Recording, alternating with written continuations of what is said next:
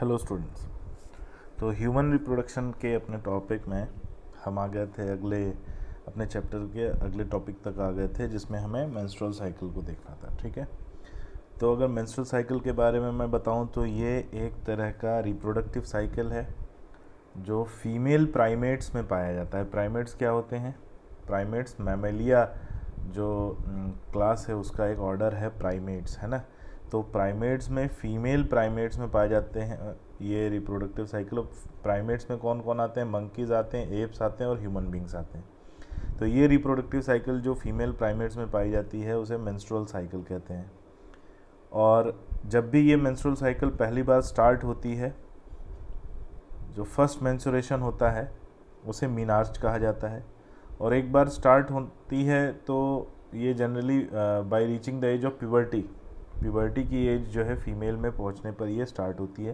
Puberty क्या होती है? The age of sexual maturity. और एक बार स्टार्ट होने के बाद हर 28 से 29 डेज़, ठीक है, 28 to 29 डेज़ के रिपीटिशन में ये साइकिल जो है रन करती है। And the cycle of event starting from one menstruation till the next is known as menstrual cycle. तो इस साइकिल में मेंस्ट्रुएशन होता है और एक मेंस्ट्रुएशन से अगले मेंस्ट्रुएशन तक का जो ड्यूरेशन होता है उसी को मेंस्ट्रुअल साइकिल कहते हैं। हर साइकिल में, हर मेंस्ट्रुएशन साइकिल में ओवम रिलीज होता है in the middle of cycle.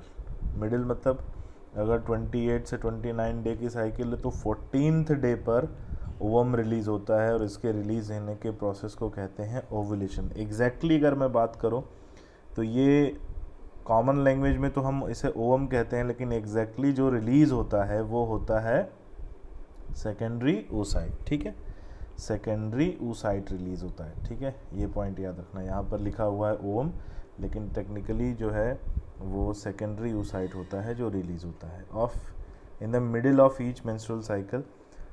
अब मैं इस मेंस्ट्रुअल साइकिल के बारे में आपको बताऊं तो ये डायग्राम है जिसको हमें डिटेल में समझना है।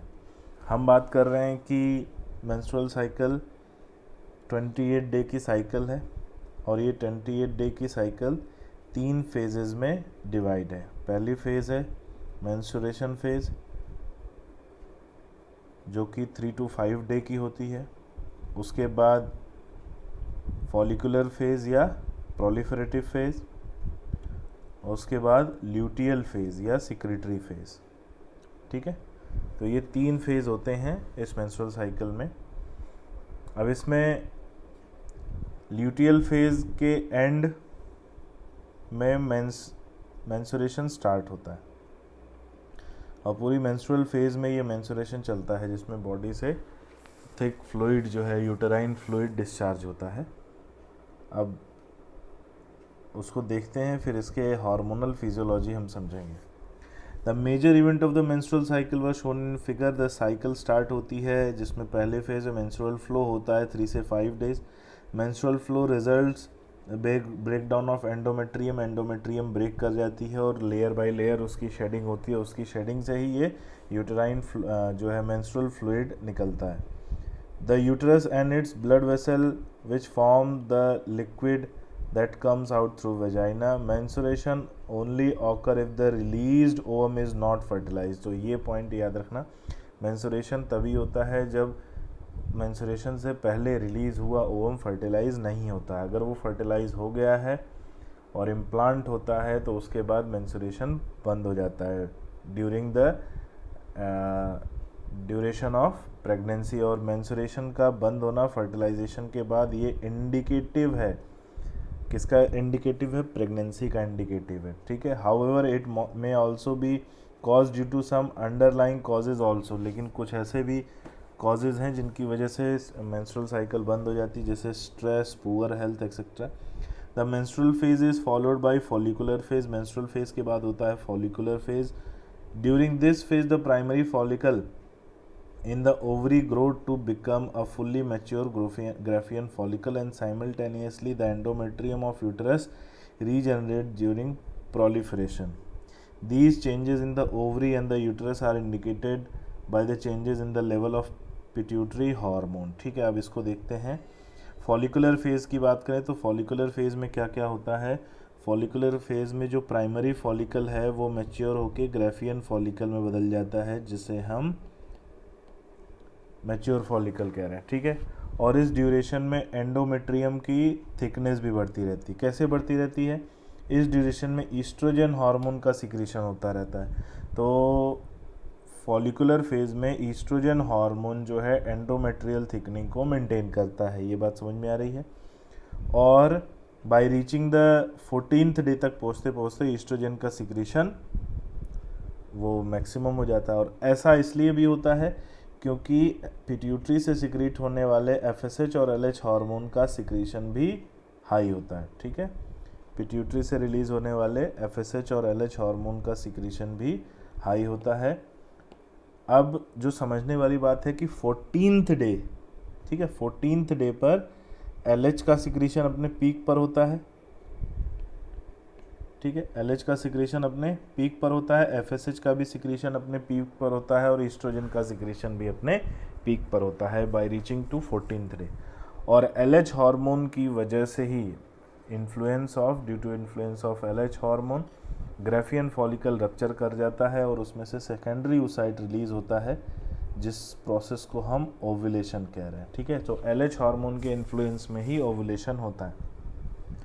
और LH हार्मोन का ये पीक जो सिक्रीशन है इसी को LH सर्ज कहा जाता है, ठीक है, याद रहेगा। तो peak secretion of LH hormone is known as LH surge. और ओवुलेशन के ठीक बाद FSH और LH का सिक्रीशन कम हो जाता है, दोनों का सिक्रीशन जो है नीचे आ जाता है और ईस्ट्रोजन का भी सिक्रीशन नीचे आता है। लेकिन जैसे ही ग्राफियन फॉलिकल रप्चर होता है वो बन जाता है क्या, कॉर्पस ल्यूटियम में डेवलप हो जाता है। और कॉर्पस ल्यूटियम प्रोजेस्ट्रॉन का सिक्रीशन करता है। और जैसे ही कॉर्पस ल्यूटियम बनता है तो ओवुलेशन के ठीक बाद प्रोजेस्ट्रॉन का सिक्रीशन बढ़ जाता है। लेकिन प्रोजेस्ट्रॉन के सिक्रीशन के ठीक बाद ये ईस्ट्रोजन का सिक्रीशन भी करता है और इसलिए ओवुलेशन के बाद ईस्ट्रोजन का सिक्रीशन भी बढ़ जाता है। मैं यहाँ पर आपको समझाने की कोशिश करता हूँ।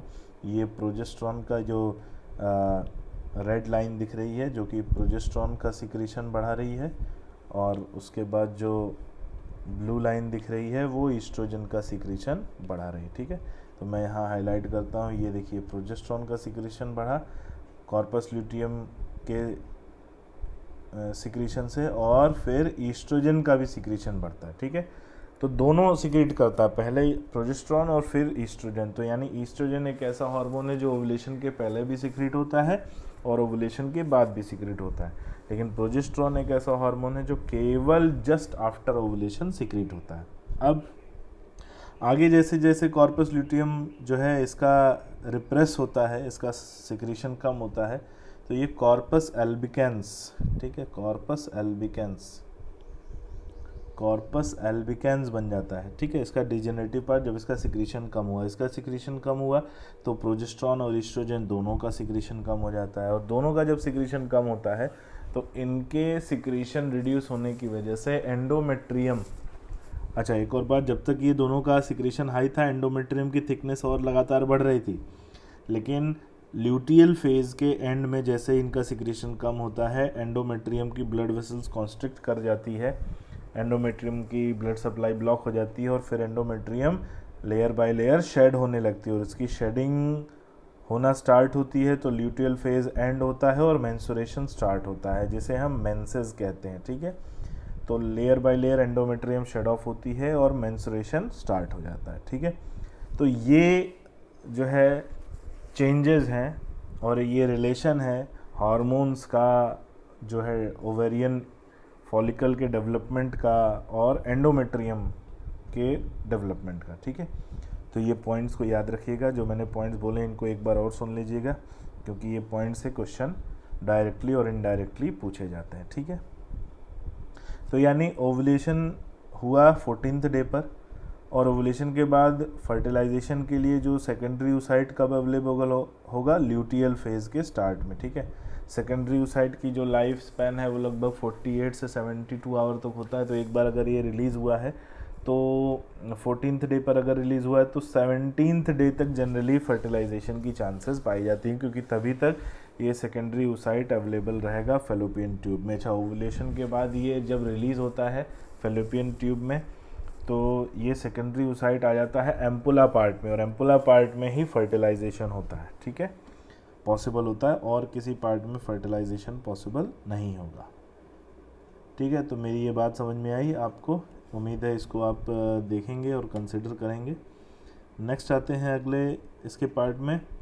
तो जो गोनेडोट्रोपिन हार्मोन था जो मैंने अभी आपको बताया वो यहीं पर लिखा हुआ। गोनेडोट्रोपिन हार्मोन FSH और LH increases the gradual follicular phase और स्टिमुलेशन करता है फॉलिकुलर डेवलपमेंट का, यानी जो ओवरियन फॉलिकल डेवलप हो रहा है उसके डेवलपमेंट को बढ़ाता है, जिससे वो ग्राफियन फॉलिकल में चेंज हो जाए। और ये चेंज किसकी वजह से होता है? Secretion of oestrogen by Graafian follicle. तो Graafian follicle oestrogen hormone secrete करता है। Both LH and FSH attain the peak level in the middle of cycle. तो दोनों का सिक्रीशन हाई होता है। Rapid secretion of LH leading to maximum level during mid cycle known as LH surge कहा जाता है, और इसकी वजह से ग्राफियन फॉलिकल रप्चर होता है, ओवुलेशन होता है, और ओवुलेशन या ovulatory phase is followed by luteal phase. Ovulation की ठीक बाद ल्यूटियल फेज स्टार्ट हो जाता है और ग्राफियन फॉलिकल ट्रांसफॉर्म हो जाता है कॉर्पस ल्यूटियम में, जिसमें वो प्रोजेस्टेरॉन हार्मोन सिक्रीट करता है। और progesterone hormone is essential for maintenance of endometrium. Ovulation के पहले ईस्ट्रोजन मेंटेन कर रहा था, ओवुलेशन के बाद प्रोजेस्टेरॉन और ईस्ट्रोजन दोनों करते हैं, ठीक है। Such an endometrium is necessary for implantation. और जो फुल्ली मैच्योर डेवलप्ड एंडोमेट्रियम है वो ज़रूरी है इम्प्लांटेशन की, और इम्प्लांटेशन भी कब होता है? फर्टिलाइजेशन के बाद। तो ल्यूटियल फेज में ही सबसे ज़्यादा डेवलप्ड एंडोमेट्रियम मिलता है, ठीक है। During pregnancy all events of the menstrual cycle stop and there is no menstruation, ठीक है। प्रेगनेंसी के बाद सारे इवेंट्स बंद हो जाते हैं और तब कोई मेंस्ट्रुएशन नहीं होता है। In the absence of fertilisation, अगर फर्टिलाइजेशन नहीं होता है तो कॉर्पस ल्यूटियम डीजनरेट कर जाएगा और ये जो मेंस्ट्रुअल साइकिल है ये दोबारा स्टार्ट होगी। कैसे? मेंस्ट्रुएशन होगा और वो नई साइकिल को स्टार्ट करेगा। अब ये साइकिल हर 28 डे में रिपीट करती रहती है up to the age of 50 years in female, and 50 years के बाद ये सीज हो जाती है, जिस कंडीशन को हम मेनोपॉज कहते हैं, ठीक है। हालांकि मेनोपॉज के पहले भी जो है प्रेगनेंसी और लैक्टेशन के समय ये मेंस्ट्रुअल साइकिल बंद होती है। तो प्रेगनेंसी के समय जो मेंस्ट्रुअल साइकिल स्टॉप होती है उसे कहते हैं जेस्टेशनल एमनोरिया, और लैक्टेशन के समय जो टेम्परेरी स्टॉप है जिसमें पाया जाता है उसे कहते हैं लैक्टेशनल एमनोरिया, ठीक है।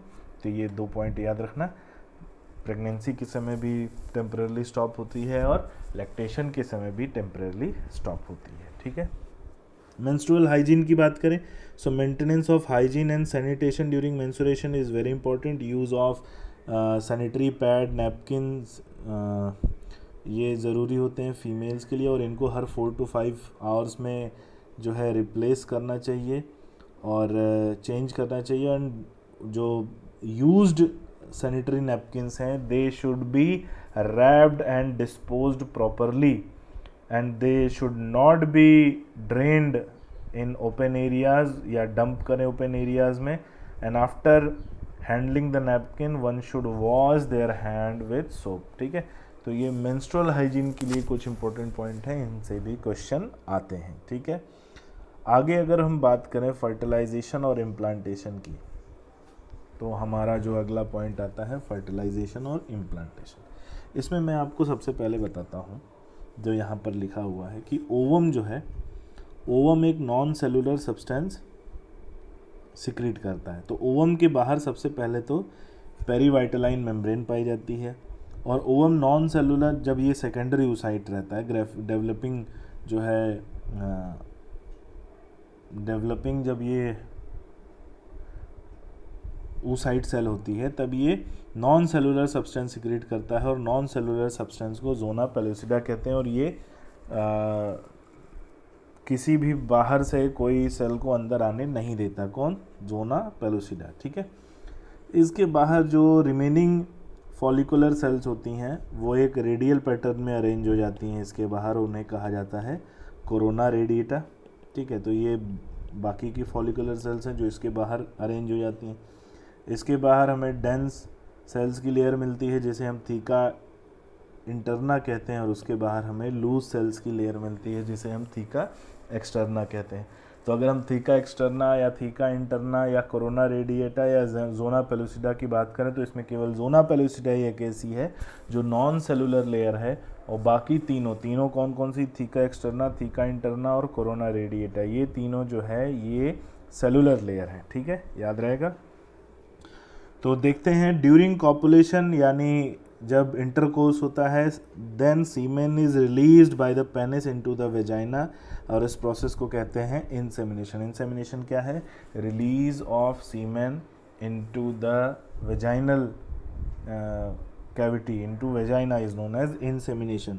The motile sperm swim rapidly, motile sperm की मोबिलिटी ज़्यादा होती है, वो तेज़ी से स्विम करते हैं और रीच करते हैं, कहाँ पहुँचते हैं? एम्पुलरी रीजन में। एम्पुलरी रीजन किसका? फेलोपियन ट्यूब का, जहाँ पर ओवम प्रेजेंट होता है in the form of secondary oocyte। तो ये याद रखना, ओवम प्रेजेंट होता है सेकेंडरी oocyte के फॉर्म में। Released by the ovary and is also transported to the ampullary region. तो जिस मैं सस्पेंस की बात कर रहा था वो यही है कि यहाँ पर बार बार ओवम लिखा हुआ है, लेकिन टेक्निकली ये जो स्ट्रक्चर है जो ओवुलेशन के बाद रिलीज होता है ये सेकेंडरी oocyte है, और यही वो स्ट्रक्चर है जो फर्टिलाइजेशन में पार्ट लेता है। ठीक है, fertilisation takes place. Fertilisation can occur if the ovum and sperm are transported simultaneously into the ampulla region। Fertilisation तभी होता है जब ओवम ब्रैकेट में, जिसको हम कह रहे हैं सेकेंडरी oocyte, और स्पर्म एक समय पर एक साथ एम्पुला रीजन में पहुंचते हैं। And this is why not all the copulation lead to pregnancy, और इसीलिए जितने भी कॉपुलेशन होते हैं सभी प्रेगनेंसी को लीड नहीं करते। The process of fusion of sperm and ovum is known as fertilisation. तो हमें यहाँ पर लिखा है, बार बार ओवम लिखा है, लेकिन हर बार जो टेक्निकलिटी आती है वो सेकेंडरी oocyte की है। ठीक है, it is known as fertilisation.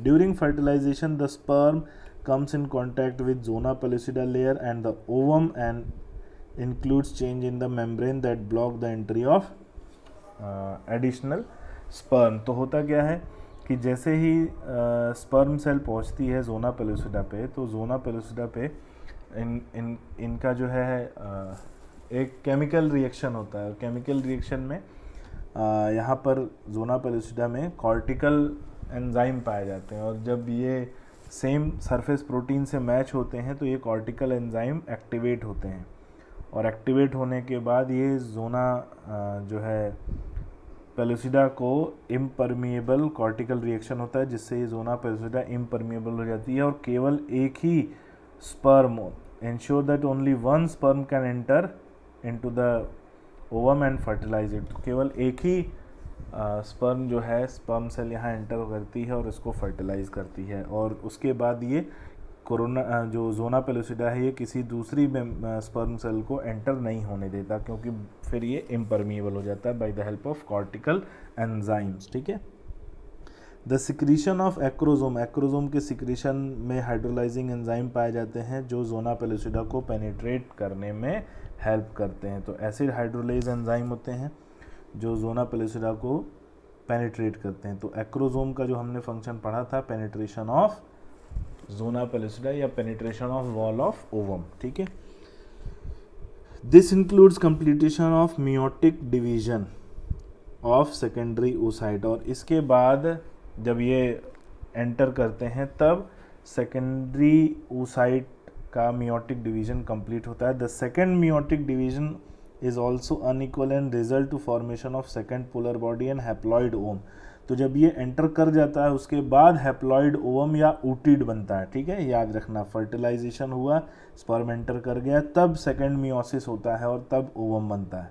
Soon the haploid nucleus of the sperm and the ovum fuse together to form a diploid zygote। अब जो है, जो सेकेंड मियोसिस के बाद जो यहाँ पर न्यूक्लियस बना है, जिसको हम ओवम का न्यूक्लियस कह रहे हैं, और स्पर्म सेल का न्यूक्लियस जो है, ये दोनों फ्यूज करते हैं, तब ये स्ट्रक्चर जाइगोट बनता है।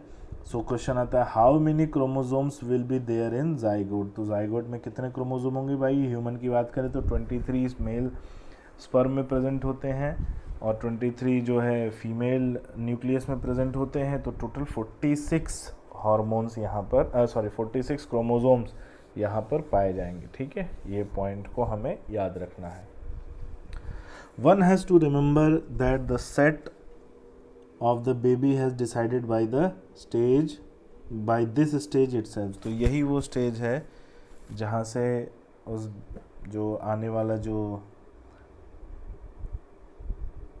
फीटस है, जो जाइगोट है, उसका सेक्स डिटर्मिनेशन होता है, ठीक है। और ये कैसे होता है, यहाँ पर एक छोटी सी बात लिखी हुई है, मैं बात कर लेता हूँ कि सपोज़ करिए मेल और फीमेल, ठीक है। मेल में जनरली क्या होते हैं, एक्स और वाई क्रोमोसोम पाए जाते हैं, फीमेल में एक्स और एक्स पाए जाते हैं। अब मेल में अगर गैमीट बना तो आइदर गैमीट में एक्स प्रेजेंट होगा या तो गैमीट में वाई प्रेजेंट होगा। और फीमेल में जब ओवम बनता है तो ओवन में भी जो क्रोमोसोम प्रेजेंट होगा वो एक्स ही प्रेजेंट होगा।